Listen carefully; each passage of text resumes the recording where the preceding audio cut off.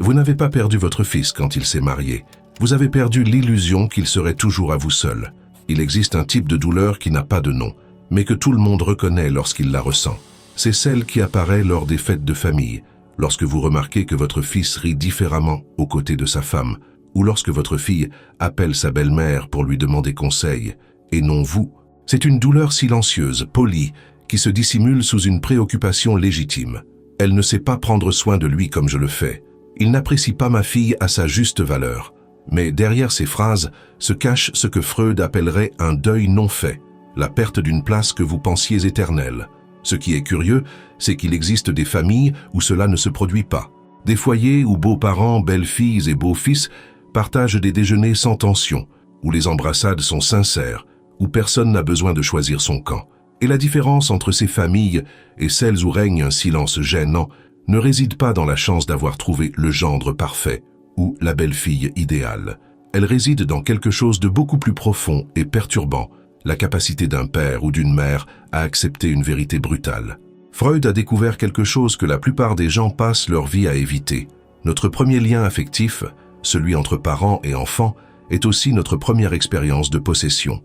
Nous apprenons à aimer en confondant amour et exclusivité. Et lorsque cet enfant grandit et choisit une autre personne avec qui partager sa vie, quelque chose de primitif en nous interprète cela comme une trahison. Il ne s'agit pas de savoir si la belle-fille est organisée ou non. Il ne s'agit pas de savoir si le gendre a un bon emploi ou non. Il s'agit d'un fantasme inconscient qui s'effondre. Le fantasme que cet amour était le nôtre, uniquement le nôtre, pour toujours. Les familles qui parviennent à construire de bonnes relations avec leurs belles-filles et beaux-fils ont fait quelque chose qui semble simple, mais qui est extrêmement difficile. Elles ont renoncé. Elles n'ont pas renoncé à l'amour, elles ont renoncé à la possession. Et cette différence subtile mais profonde change tout. Elle change le ton de la voix dans les conversations. Elle change le type de questions que vous posez. Elle change même le silence, de lourd et accusateur à léger et respectueux. Mais pour y parvenir, vous devez traverser un territoire que la plupart des gens font semblant d'ignorer. Vous devez regarder en face cette sensation d'oppression dans la poitrine, lorsque votre enfant choisit de passer les vacances chez sa belle-mère et l'appeler par son vrai nom, la jalousie.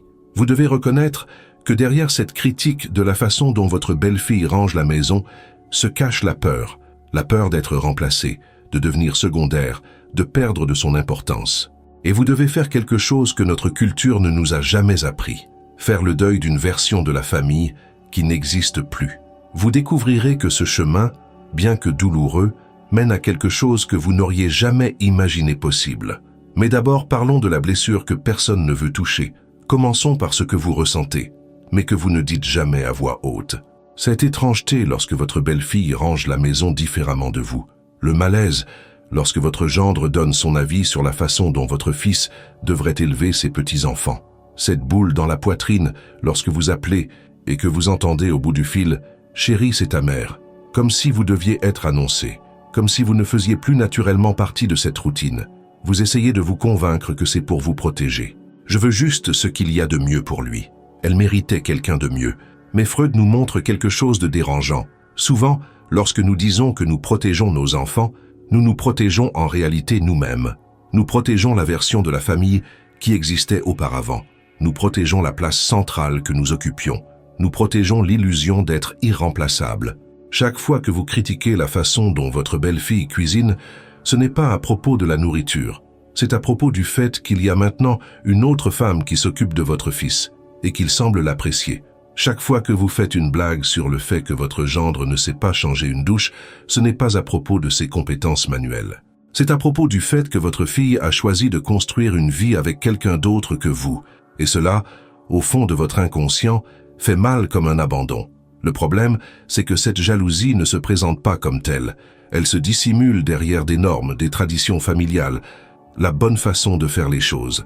La belle-mère qui a toujours une meilleure suggestion n'est pas utile. Elle marque son territoire.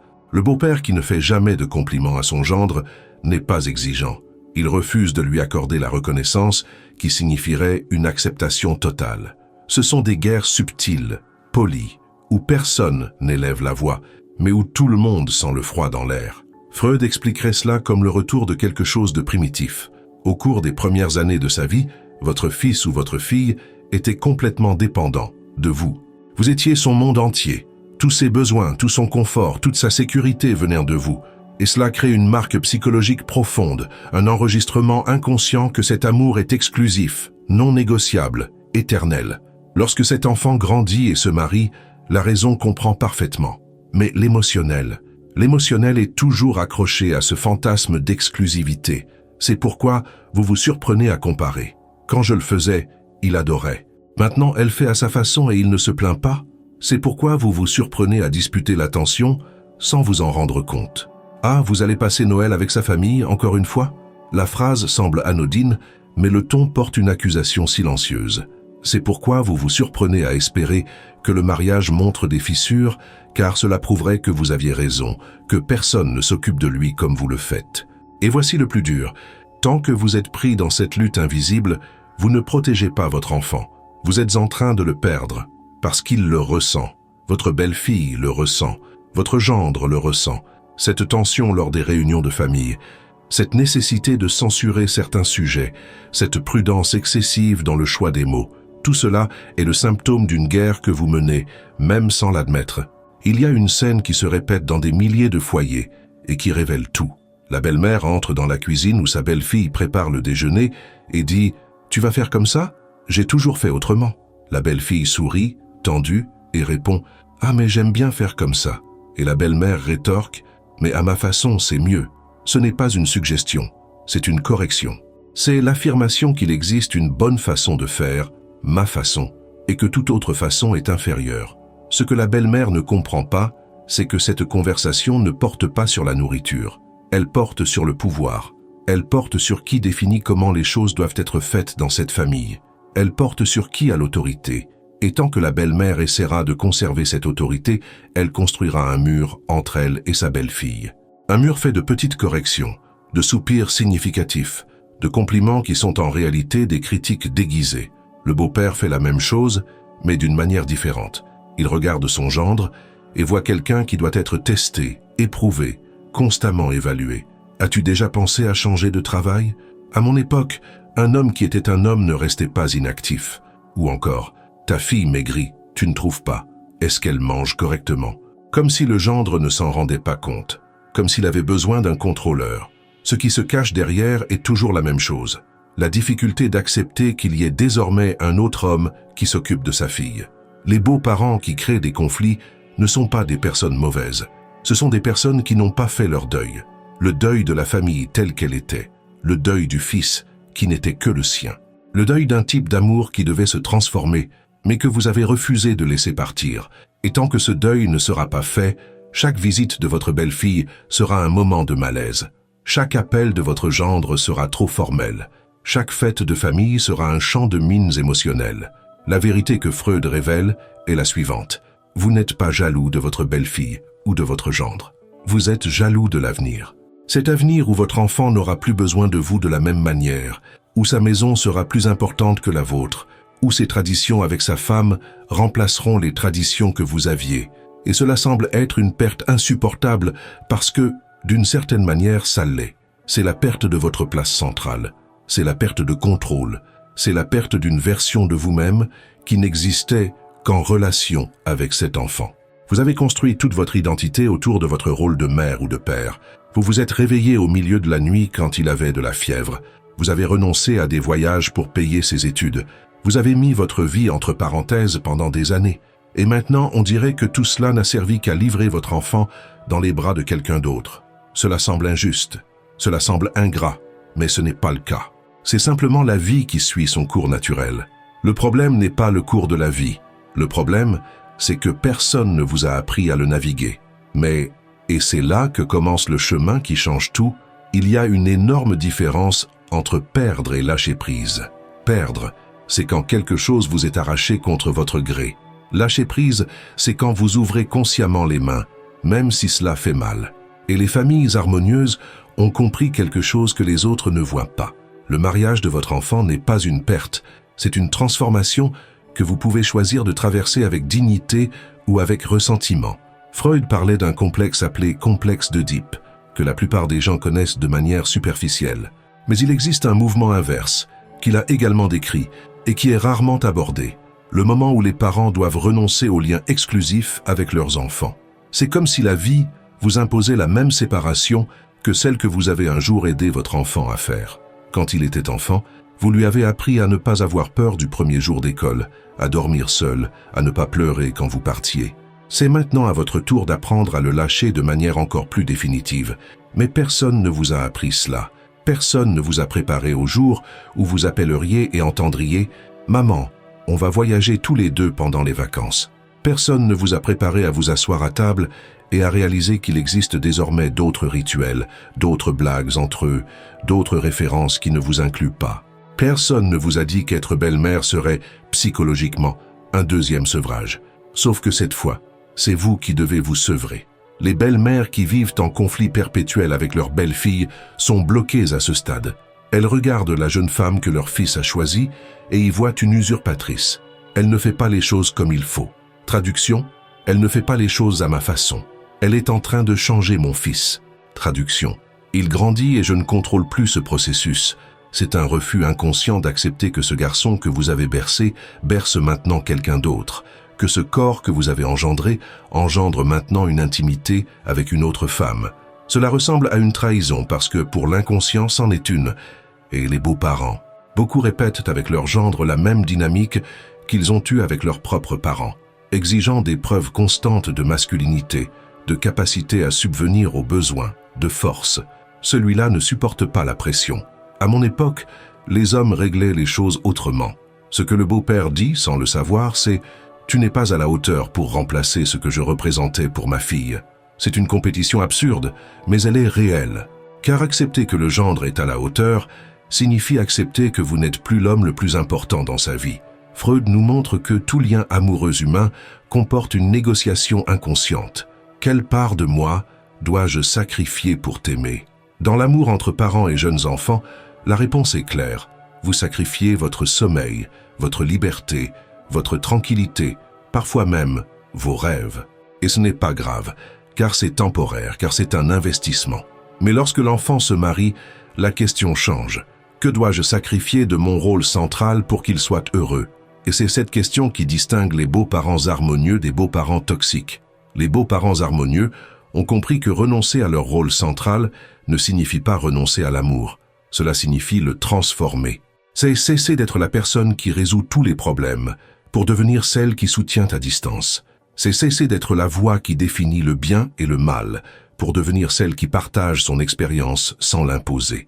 C'est cesser d'être le centre de la vie de son enfant pour devenir une base sûre vers laquelle il peut revenir quand il le souhaite, non pas parce qu'il en a besoin, mais parce qu'il le veut. Et cela est terrifiant pour ceux qui n'ont jamais travaillé sur leur propre identité, en dehors de leur rôle de père ou de mère. Si vous êtes entièrement défini par la maternité ou la paternité, le mariage de votre enfant semble être la fin de vous-même. Mais si vous comprenez qu'être père ou mère est l'une des choses que vous êtes, et non la seule, alors cette transition devient navigable. Douloureuse, certes, mais navigable. La belle-mère qui appelle sa belle-fille et lui demande « Comment préférez-vous faire ?» Au lieu de dire « La bonne façon de faire est celle-ci », n'est pas permissive. Elle est mature. Elle a compris que le mariage a créé une nouvelle unité familiale et que cette unité a le droit de se tromper, d'apprendre, de construire ses propres traditions, même si elles sont différentes, même si, secrètement, vous pensez que votre façon de faire était meilleure. Le beau-père qui félicite son gendre devant sa fille n'est pas flatteur. Il dit symboliquement « J'accepte le choix que tu as fait. Je fais confiance à ton jugement. Tu ne m'as pas trahi en te mariant, tu as grandi. » Et cela, pour une fille qui aime son père, est une libération. Elle n'a plus à choisir entre te faire plaisir et être heureuse dans son mariage. Il existe une différence subtile, mais dévastatrice entre dire « Je pense que tu devrais faire ainsi » et « Quand j'ai vécu cela, j'ai fait ainsi et cela a fonctionné pour moi ». La première phrase est un ordre déguisé. La seconde est une proposition. La première est intrusive. La seconde est un partage. Les beaux-parents qui ont de bonnes relations ont appris à offrir leur expérience plutôt qu'à imposer leur vérité. Ils ont compris que la sagesse ne consiste pas à avoir toujours raison, mais à savoir quand se taire. Mais ce renoncement ne se produit que lorsque vous faites un travail psychologique que la plupart des gens évitent toute leur vie, le travail de deuil. Car oui, vous avez perdu quelque chose. Vous avez perdu le fils qui était uniquement le vôtre. Vous avez perdu les dimanches où tout le monde se réunissait autour de votre table. Vous avez perdu ce besoin quotidien et urgent qu'il avait de vous, et prétendre que cela ne fait pas mal ne fait que transformer la douleur en poison. Il y a un moment précis où cela devient clair. C'est lorsque vous réalisez que votre fils ne vous a pas dit quelque chose d'important. Non pas parce qu'il vous l'a caché, mais simplement parce qu'il n'a pas pensé à vous en parler en premier. Il l'a dit à sa femme, et elle est devenue la première personne. Vous qui avez toujours été la première personne, êtes désormais la deuxième ou la troisième. Cela fait mal, cela fait très mal. Mais la différence entre un beau-père qui va créer des conflits et un beau-père qui va créer l'harmonie réside dans la manière dont il gère cette blessure. Le beau-père conflictuel transforme cette blessure en ressentiment. Il ne m'a même pas dit qu'il avait été promu. J'ai dû l'apprendre par sa femme. Et cela devient une blessure qui ne guérit jamais, qui est ravivée à chaque réunion, qui se manifeste par de petites vengeances émotionnelles. Le beau-père harmonieux, quant à lui, ressent la blessure, reconnaît la douleur, mais comprend que cela ne le concerne pas. Il s'agit du fils qui grandit. Et la croissance implique toujours un éloignement. Pas un éloignement comme un abandon, mais comme une individuation, comme devenir entier. La vérité dérangeante est que votre fils ne vous doit pas le centre de sa vie, même après tout ce que vous avez fait, même après tous les sacrifices. Parce que ces sacrifices n'ont jamais été une dette à recouvrer, mais un cadeau à offrir. Et les cadeaux, lorsqu'ils sont vraiment offerts, ne sont pas assortis de clauses de retour. Lorsque vous comprenez cela, quelque chose en vous se brise, mais c'est une rupture nécessaire. C'est la rupture du fantasme de possession pour donner naissance à la possibilité d'un amour plus mûr, plus libre, plus vrai. Et c'est là que la plupart des gens bloquent, parce que faire son deuil exige que vous reconnaissiez d'abord qu'il y a quelque chose à perdre. Et admettre que vous avez perdu la version de votre enfant qui était entièrement à vous semble défaitiste, pessimiste, voire ingrat au regard de tout ce que vous avez vécu. Mais Freud nous enseigne que le deuil non élaboré ne disparaît pas. Il se déguise. Il se transforme en irritation chronique envers la belle-fille. Il se transforme en compétition silencieuse avec le gendre. Il se transforme en ce sentiment permanent que les choses ne sont plus comme avant. Les familles qui parviennent à créer une harmonie entre beaux-parents et belle-fille, entre beaux-parents et gendre, ont fait quelque chose de révolutionnaire. Elles ont pleuré en privé ce qu'elles avaient perdu afin de pouvoir célébrer en public ce qu'elles avaient gagné. Car il y a un gain, mais vous ne voyez ce gain que lorsque vous cessez de lutter contre le changement. Pensez à ce que vous ressentez lorsque vous rendez visite à votre fils et que vous remarquez que l'odeur est différente, que la routine est différente, que même la façon de ranger les serviettes dans la salle de bain est différente. Vous pouvez interpréter cela de deux façons. La première est « il a oublié d'où il vient ». Elle a effacé tout ce que je lui ai enseigné. La seconde est « il est en train de construire quelque chose qui lui appartient ». Ils sont en train de créer leur propre identité. L'interprétation que vous choisirez déterminera si vous serez un beau-parent bienvenu ou un beau-parent toléré. Les beaux-parents qui ont de bonnes relations ont appris à renoncer non seulement à leur place centrale, mais aussi à leur fantasme d'une continuité parfaite. Ils ont compris que leur enfant n'a pas besoin de reproduire exactement la famille qu'ils ont créée pour honorer ce qu'ils ont fait. Il peut créer quelque chose de complètement différent tout en conservant leurs valeurs, mais d'une nouvelle manière, à sa manière. La belle-mère qui entre dans la maison de sa belle-fille et qui, au lieu de critiquer, dit « ça sent bon, qu'est-ce que tu fais ?» ne fait pas semblant. Elle est sincèrement curieuse, parce qu'elle a renoncé à la nécessité que tout soit fait à sa manière pour pouvoir découvrir la manière de sa belle-fille. Et dans cette découverte, quelque chose d'inattendu se produit. Elle élargit son propre répertoire. Elle apprend. Elle grandit. Le beau-père qui demande à son gendre « Comment as-tu géré cette situation ?»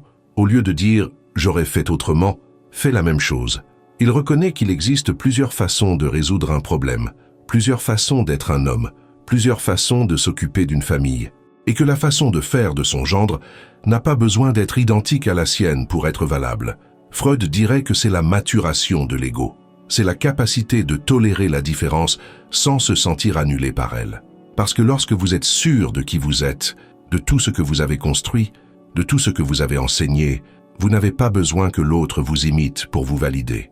La simple existence de votre enfant, heureux, en bonne santé, construisant sa propre vie, est déjà une validation. Tout ce qui vient en plus est un cadeau, pas une obligation. Mais cette assurance ne vient pas toute seule. Elle vient d'un processus douloureux qui consiste à se regarder soi-même et à se demander « Qui suis-je quand je ne suis pas mère? Qui suis-je quand je ne suis pas père ?» Car si la réponse est « personne », alors le mariage de votre enfant vous semblera toujours être un vol. Mais si la réponse est « je suis quelqu'un qui est aussi mère » ou « je suis quelqu'un qui est aussi père », alors vous avez un endroit où aller quand il n'a plus besoin de vous de la même manière. Les beaux-parents harmonieux ont cultivé des identités en dehors de la parentalité. Ils ont leurs propres amis. Ils ont leur propre centre d'intérêt. Ils ont une vie qui ne dépend pas exclusivement de la présence de leurs enfants. Et c'est pourquoi, lorsque leur enfant se marie, ils ressentent le changement, mais ils ne s'effondrent pas, parce que leur vie ne reposait pas entièrement sur ce lien. Les beaux-parents qui créent des conflits ont souvent fait de la maternité ou de la paternité le seul axe de leur identité. Ils ont tout abandonné, carrière, amis, rêves, au nom de leurs enfants. Et maintenant, lorsque leurs enfants grandissent, ils regardent autour d'eux et ne reconnaissent pas leur propre vie. Alors, ils s'accrochent, ils créent des besoins, ils inventent des urgences, tout pour garder leur enfant dans leur orbite, car sans cela, qui sont-ils? C'est là toute la tragédie. Ce n'est pas de la mauvaise intention, c'est de la panique existentielle. J'ai connu une belle-mère qui se plaignait sans cesse de sa belle-fille. Elle ne me laisse pas voir mon petit-fils quand je le veux. Elle a changé mon fils. Elle ne me respecte pas. Jusqu'au jour où, dans une conversation plus honnête, elle a dit quelque chose de révélateur. Je ne sais plus qui je suis. J'ai passé 30 ans à être mère. Maintenant que mon fils n'a plus besoin de moi tous les jours, je me réveille et je ne sais pas quoi faire. Voilà la vérité. Le problème n'était pas sa belle-fille. C'était le vide que la maternité exclusive avait laissé lorsque son fils avait grandi. Freud appellerait cela une identification totale à un rôle. Lorsque vous vous confondez complètement avec le rôle de mère ou de père, vous perdez les frontières du moi. Et puis, lorsque votre enfant s'en va, car c'est ce que font les enfants, ils s'en vont, vous avez l'impression d'être amputé. Parce que, d'une certaine manière, c'est le cas. Mais vous ne perdez pas un enfant. Vous perdez une version de vous-même que vous n'auriez jamais dû laisser devenir la seule. Et voici le changement qui change tout.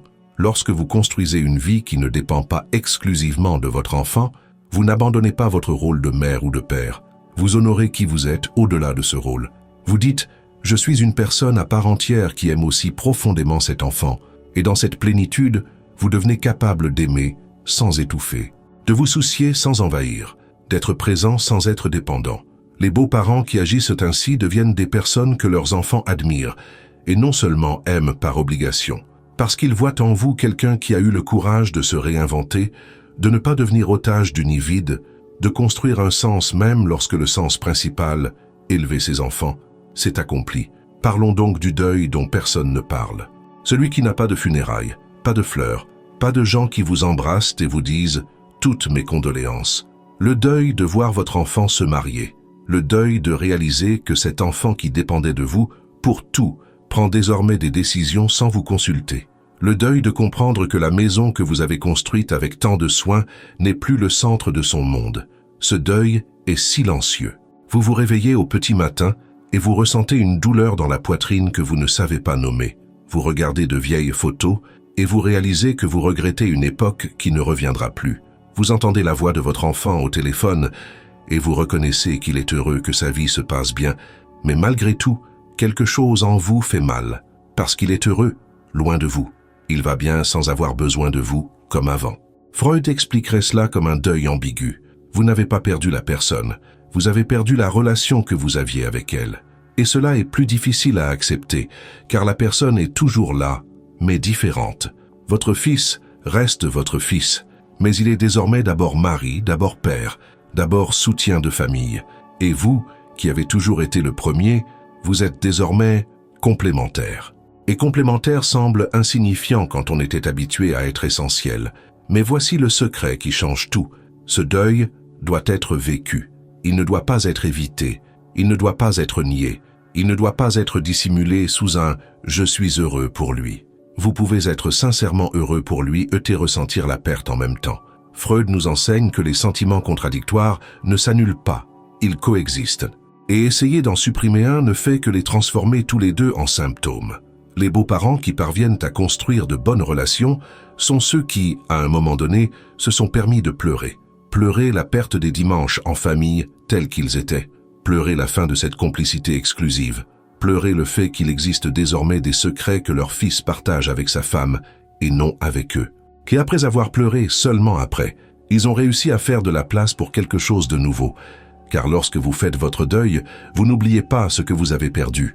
Vous cessez simplement de lutter contre la réalité que cela est fini. Et dans cette cessation de la lutte, un espace apparaît.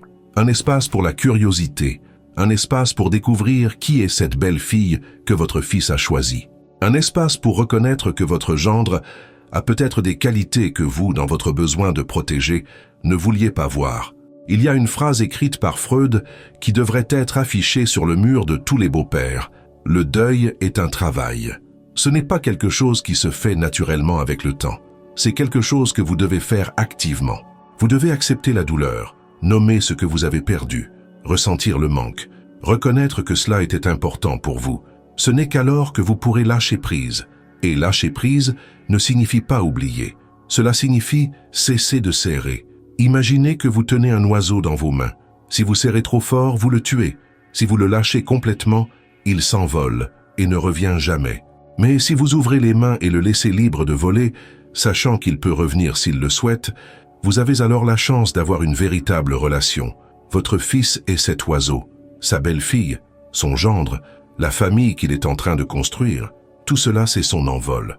Et vous devez décider si vous allez le serrer jusqu'à l'étouffer ou si vous allez ouvrir les mains et lui faire confiance. La différence entre les beaux-parents qui vivent en harmonie et ceux qui vivent en conflit réside précisément là. Les premiers ont fait confiance. Ils ont eu confiance qu'ils avaient bien élevé leur enfant. Ils ont fait confiance au fait que leur enfant savait choisir. Ils ont fait confiance au fait que l'amour ne s'arrête pas simplement parce qu'il change de forme. Les seconds vivent dans une panique constante, essayant de contrôler chaque décision, chaque changement, chaque nouveau rituel, car au fond, ils ne font pas confiance. Ils ne font pas confiance au fait qu'ils en ont fait assez. Ils ne font pas confiance au fait que leur enfant continuera à les aimer même loin d'eux. Ils ne font pas confiance au fait qu'il existe une vie pour eux au-delà de la maternité ou de la paternité. Et ce manque de confiance se manifeste dans de petits gestes quotidiens, dans l'appel que vous passez tous les jours à la même heure, même si vous savez que vous dérangez, dans la visite surprise qui n'est pas une surprise, mais une intrusion, dans l'opinion non sollicitée sur la façon d'élever les petits-enfants, de gérer l'argent, de répartir les tâches ménagères. Tout cela est de la peur déguisée en attention. Si vous lisez ceci et que vous reconnaissez en vous la tension avec votre belle-fille, la rivalité avec votre gendre, le ressentiment de ne plus être le centre d'attention, sachez que cela ne fait pas de vous une mauvaise personne. Cela fait de vous une personne qui n'a pas encore fait le travail de deuil. Et ce travail peut commencer dès maintenant. Il peut commencer par une simple question. Qu'ai-je perdu exactement lorsque mon enfant s'est marié? Notez-le. Écrivez-le. J'ai perdu les déjeuners du dimanche. J'ai perdu ma place de première conseillère. J'ai perdu le sentiment d'être irremplaçable.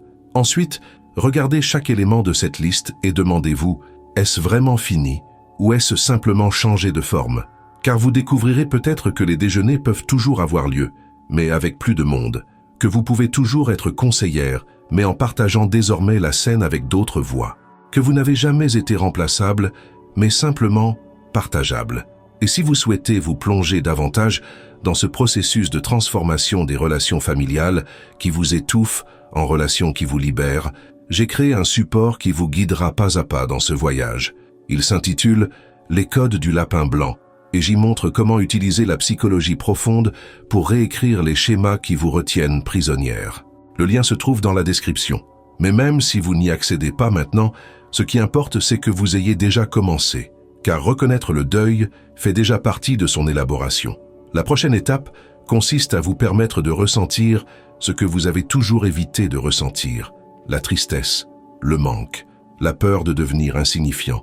Tout cela est humain, tout cela est légitime. Et lorsque vous nommez ces émotions, au lieu de les transformer en colère envers votre belle-fille ou en mépris envers votre gendre, vous commencez enfin à les guérir. Lorsque vous faites ce travail, lorsque vous élaborez réellement votre deuil, quelque chose d'étonnant se produit. Vous commencez à voir ce qui était invisible, le gain, car les familles qui ont de bonnes relations avec leurs belles-filles et beaux-fils n'ont pas éliminé les conflits. Elles ont transformé ce qui aurait pu être une perte en expansion. Réfléchissez-y. Lorsque votre enfant se marie, vous ne perdez pas un enfant, Vous gagnez toute une famille. Vous gagnez la famille de votre belle-fille ou de votre gendre. Vous gagnez potentiellement des petits-enfants qui porteront un peu de vous et un peu de cette autre lignée. Vous gagnez la possibilité d'apprendre de personnes qui ont grandi différemment, qui voient le monde sous un autre angle, qui apportent de nouvelles traditions à votre histoire. Mais vous ne voyez cela que lorsque vous cessez de vous battre. Les beaux-parents qui accueillent leur belle-fille comme leur fille, et non comme une intruse, découvrent qu'ils ont désormais quelqu'un avec qui partager leurs inquiétudes concernant leur fils. Quelqu'un qui veut aussi son bien. Quelqu'un qui perd aussi le sommeil lorsqu'il est malade. Au lieu de rivaliser avec elle, vous pouvez être son allié. Et dans cette alliance, vous ne perdez pas d'influence. Vous multipliez l'attention. Le beau-père qui traite son gendre comme un partenaire et non comme une menace, découvre qu'il y a désormais un autre homme dans la vie de sa fille qui la protégera quand vous ne pourrez plus le faire, qui la soutiendra quand vous ne serez plus là, qui l'aimera d'une manière différente de la vôtre, mais non moins importante. Et reconnaître cela ne diminue en rien votre rôle. Au contraire, cela montre que vous avez élevé une fille capable de faire de bons choix, capable de construire des liens sains. Freud parlait de quelque chose appelé sublimation, la capacité de transformer une énergie qui pourrait être destructrice en quelque chose de créatif. Les beaux-parents harmonieux le font sans savoir qu'ils le font. Ils prennent cette énergie de jalousie, de peur de la perte, de besoin de contrôle, et la transforment en curiosité, en générosité, en ouverture à la nouveauté. La belle-mère qui demande à sa belle-fille « Tu peux m'apprendre cette recette ?» est en train de sublimer. Elle transforme son envie de corriger en envie d'apprendre. Le beau-père qui demande de l'aide à son gendre pour réparer quelque chose est en train de sublimer. Il transforme son besoin de se prouver en envie d'échanger. Et qu'est-ce qu'ils y gagnent? Ils gagnent une relation authentique, pas cette relation superficielle entre beaux-parents qui sont tolérés lors des fêtes, mais évités au quotidien. Une relation où la belle-fille vous appelle parce qu'elle le veut, pas parce qu'elle le doit. Où le gendre vous invite à un barbecue parce qu'il apprécie votre compagnie, pas parce que sa fille l'y a obligé. Il y a une énorme différence entre être respecté par peur et être respecté par admiration. Les beaux-parents qui vivent en conflit avec leur belle-fille et leur gendre obtiennent au mieux le respect par la peur. Les belles-filles font semblant d'aimer. Les gendres évitent le sujet.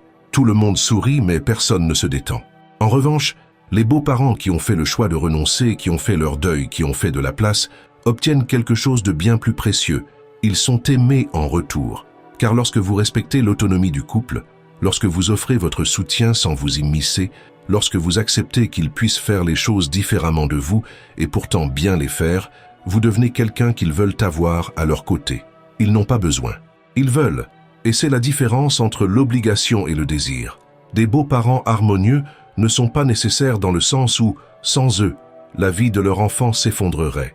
Ils sont nécessaires dans le sens où leur présence apporte quelque chose de précieux. Ils apportent la perspective de ceux qui ont déjà vécu plus longtemps. Ils apportent des histoires qui relient les générations. Ils apportent un type d'amour qui ne rivalise pas avec l'amour conjugal, mais qui le complète. Et les petits-enfants?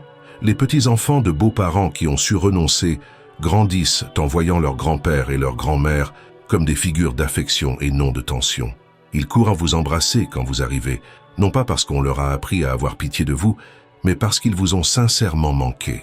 Parce que leurs parents n'ont pas besoin de vous utiliser comme menace.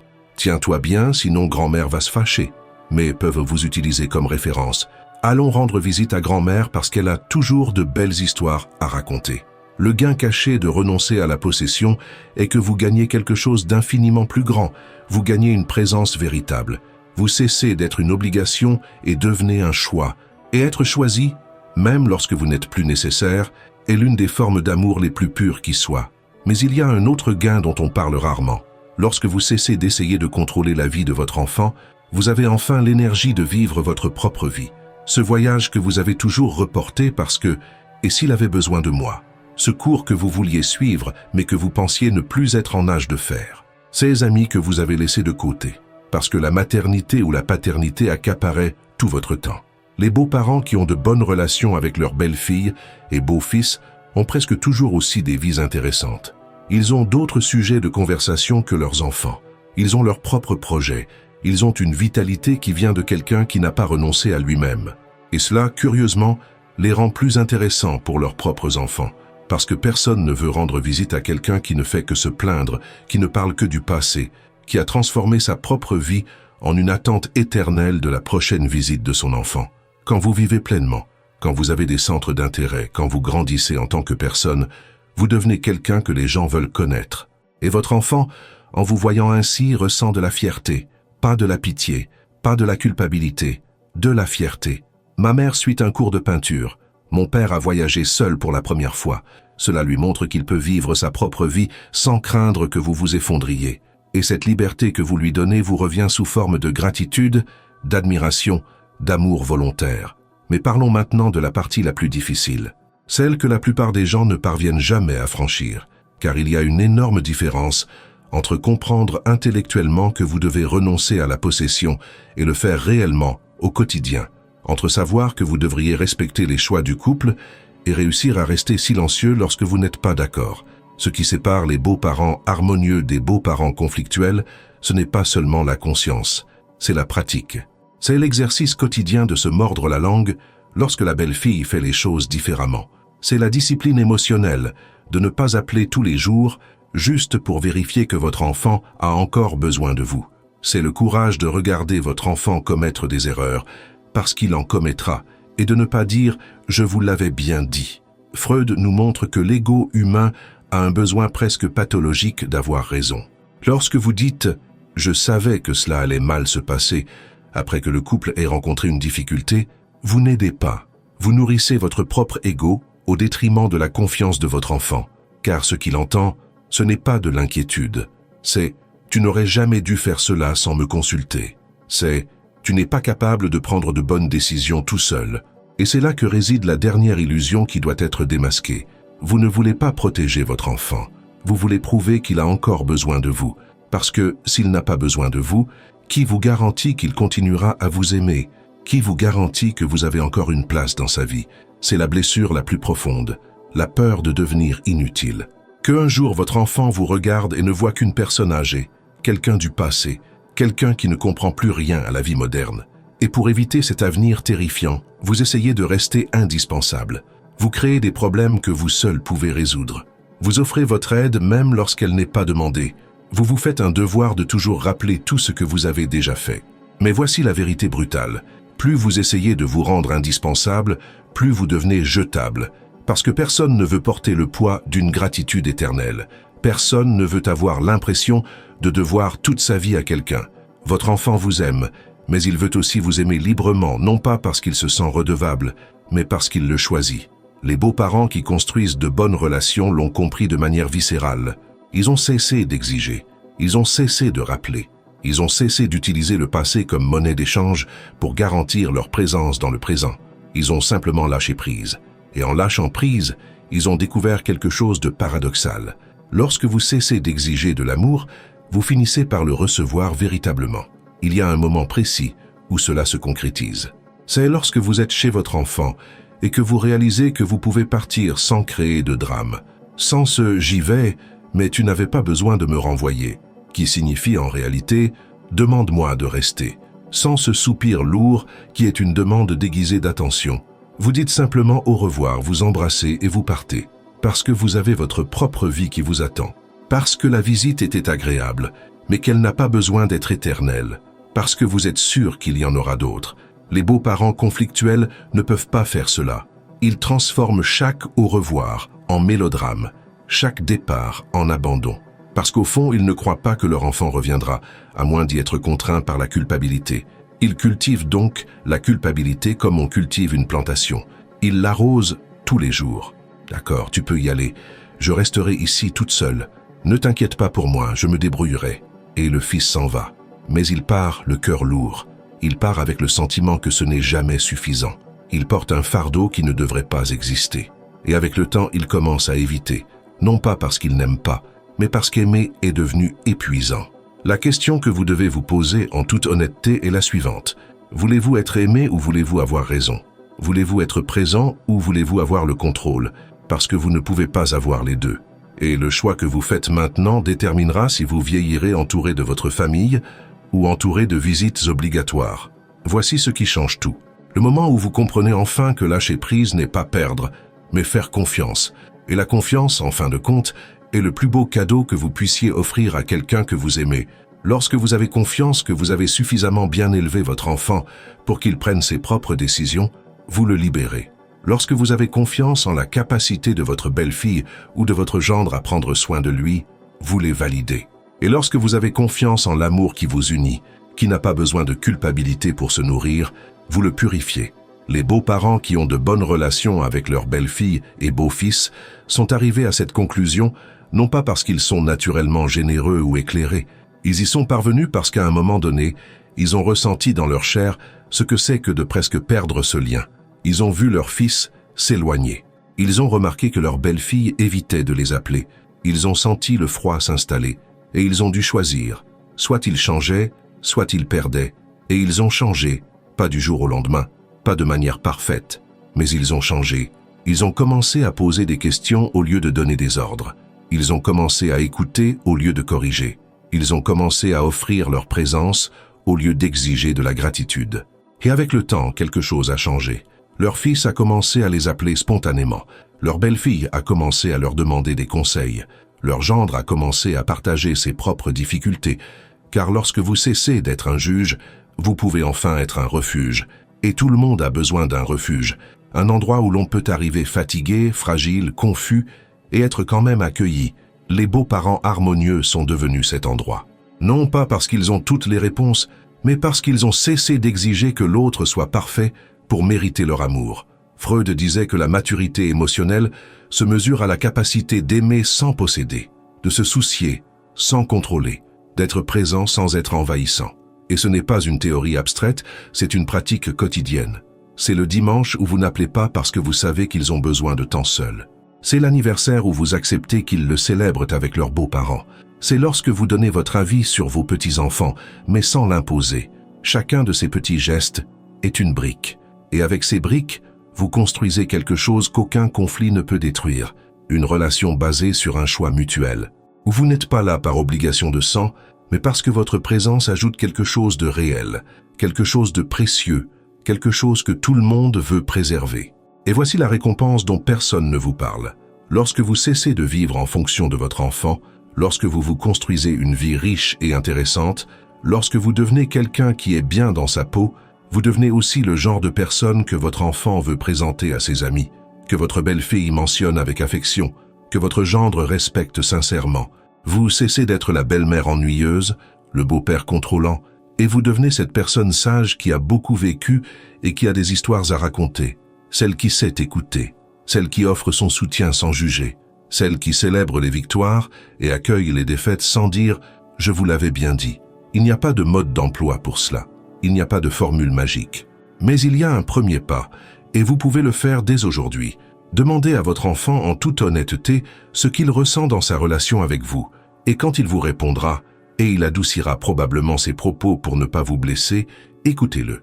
Écoutez-le simplement, ne vous défendez pas. Ne vous justifiez pas, n'expliquez pas tout ce que vous avez déjà fait pour lui. Écoutez-le simplement. Car vous découvrirez peut-être que ce que vous considérez comme de l'attention, il le ressent comme du contrôle. Que ce que vous appelez de l'inquiétude, il le vit comme de la pression. Et que l'amour que vous lui portez, qui est réel, qui est immense, a juste besoin de changer de forme pour être enfin reçu comme vous l'avez toujours souhaité. Je vous laisse donc avec une question. Qu'essayez-vous vraiment de protéger lorsque vous critiquez votre belle-fille ou que vous rivalisez avec votre gendre, votre fils ou l'image que vous vous êtes construite de vous-même comme étant indispensable? N'oubliez pas, vivre en pleine conscience est un choix. Éveillez votre esprit, affrontez vos désirs et éclairez votre ombre. Comptez sur moi dans cette aventure et continuez à suivre les prochaines vidéos de la chaîne.